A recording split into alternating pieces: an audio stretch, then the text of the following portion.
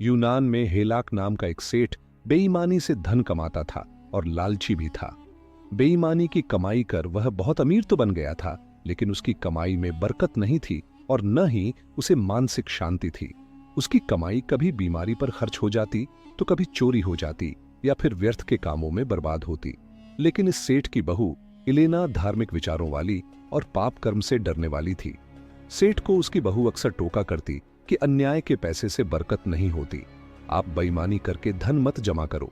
वह कहती, आखिर हमें 2 वक्त की ही तो रोटी खानी है और पहनना कपड़ा ही है, फिर इतनी बेईमानी क्यों? सेठ अपनी बहू की बातों को अनसुना कर देता था। लेकिन एक दिन बहू की कही बात की सच्चाई जांचने के लिए उसने न्याय से धन कमाकर उससे सोने की एक पंसेरी बनवाई। इसमें अपनी छाप लगाकर सेठ ने उसे कपड़े में बांधा और चौराहे पर रख दिया। कुछ दिन तक वह पंसेरी यूं ही चौराहे पर पड़ी रही। एक दिन एक व्यक्ति ने उसे उठाकर पास के एक तालाब में फेंक दिया। इत्तेफाक से वह पोटली मगरमच्छ के मुंह में गिर गई।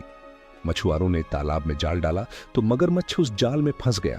मछुआरों ने जब उस मगरमच्छ का पेट चीरा तो वह पंसेरी बाहर निकल आई और उन्होंने सेठ के नाम की छाप देखकर वह पंसेरी सेठ को वापस कर दी।